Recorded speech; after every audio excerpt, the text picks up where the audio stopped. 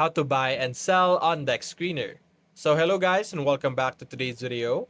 In today's video, let's teach you how you will be able to buy and sell. So what you're going to do is you're going to click on our explore or our hamburger icon over here on the top right, which is our navigation, and click on moonshot option that we have over here.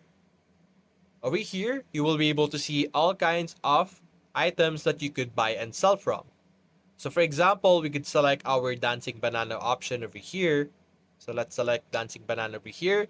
You will then be able to see buy and sell options that we currently have. So simply click on buy if you want to buy and enter the specific amount that you want to purchase, of course. And you could also click on sell over here and sell how much you're trying to sell, as you can see.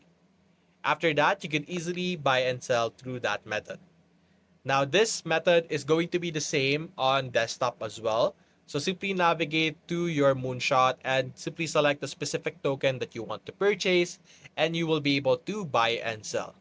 So that's basically it, guys. If you enjoyed this video, leave a like and subscribe. Thanks for watching.